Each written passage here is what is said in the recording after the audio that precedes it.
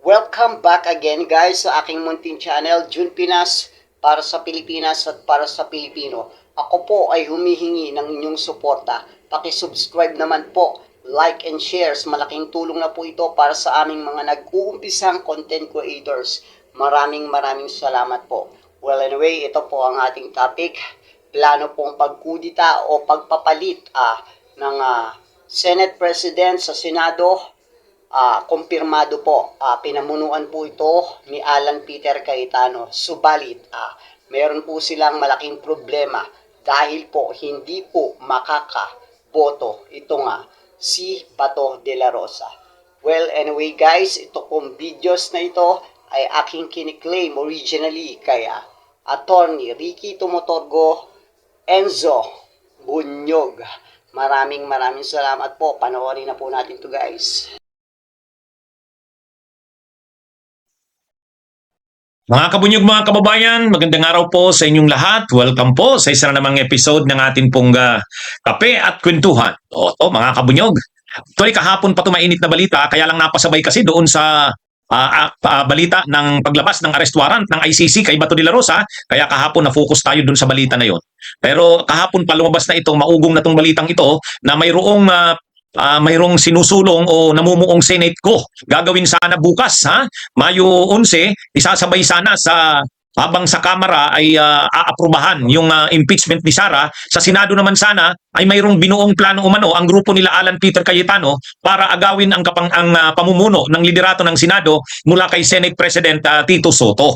Balitang-balita yan kahapon, mga kabunyog, mga kababayan, kaya lang nauna kong na-discuss kahapon yung tungkol sa warrant of arrest ni Bato de la Rosa. O kaya ngayon, pag-usapan pa rin natin to. Kumpirmado na to, mga kabunyog.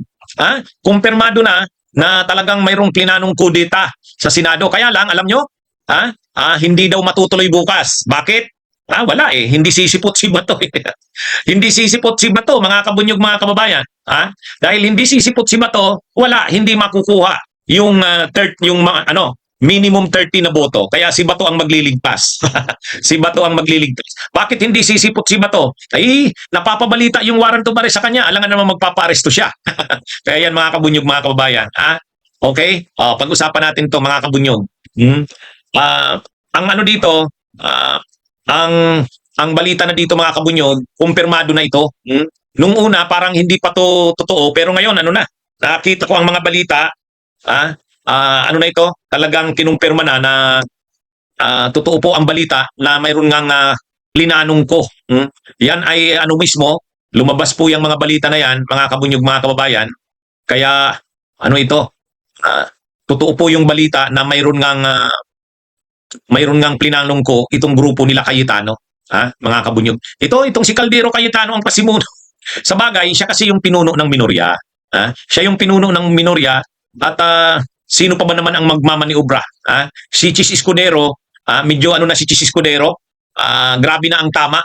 Nang matapos siyang matanggal bilang Senate President at dahil marami siyang kaso ngayon na kinakaharap, hindi na si Chis ang namumuno sa minorya. Itong si Alan Peter Cayetano. Ito kasing si Alan Peter Cayetano, siyempre, Duterte to eh. Ang loyalty nito na kay Digong.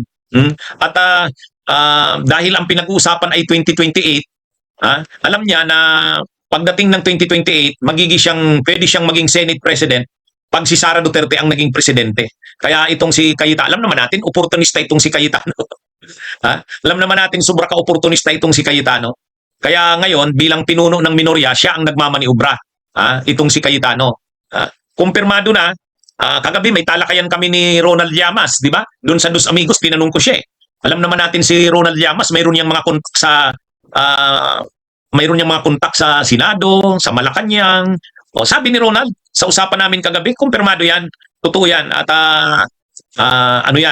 balibalita na yan ngayon. Kahit si Senate President Soto, nakarating na rin sa kanya kinumpirma niya na nabalitaan niya na mayroong plinanong kudeta bukas. Na ito, mga kabunyog, si Soto, nakumpirma na daw niya na may nakarating na sa kanyang impormasyon.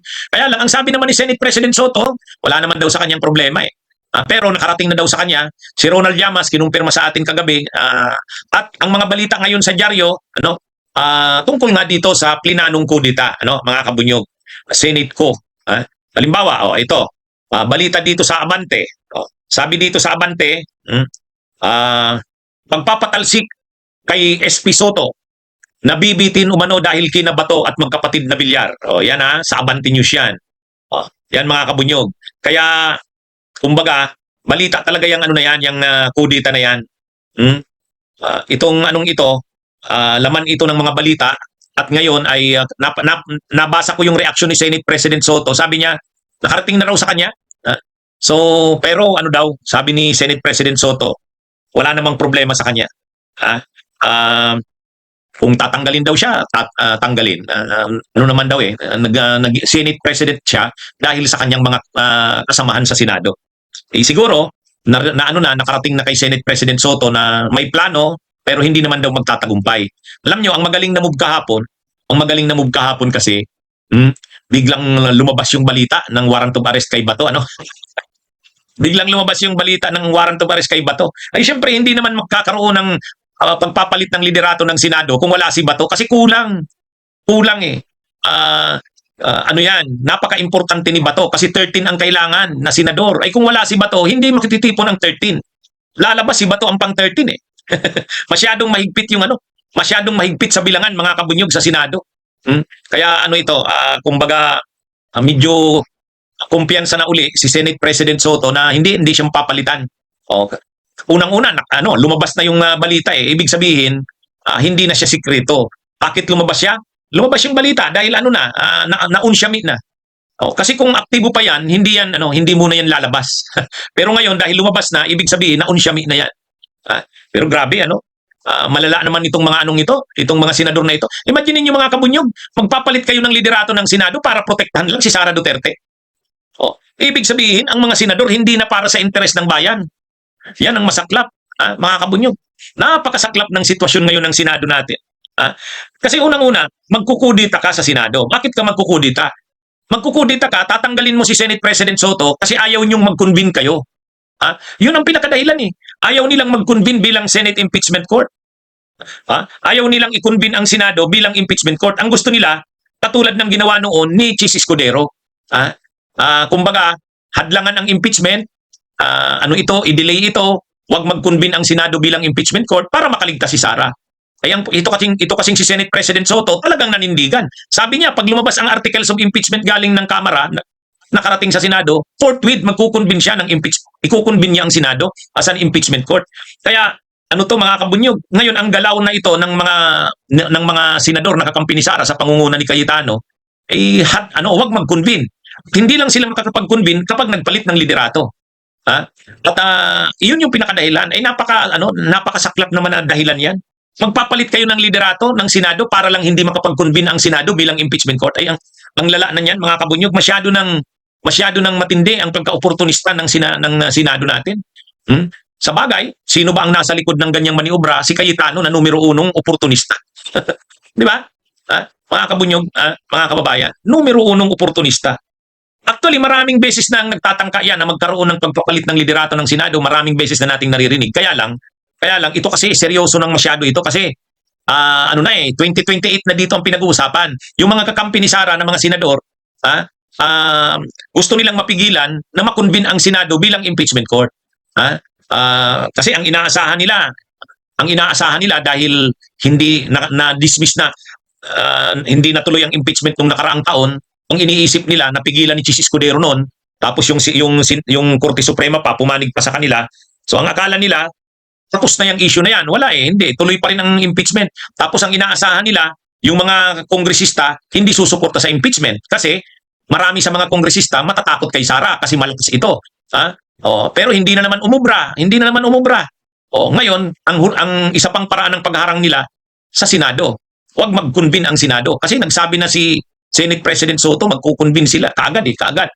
As in forthwith, yung totoong forthwith. Mga kabunyog, mga kababayan. Please subscribe, like, and share para ma-notify po kayo sa aking mga susunod na video. Thank you so much po. God bless.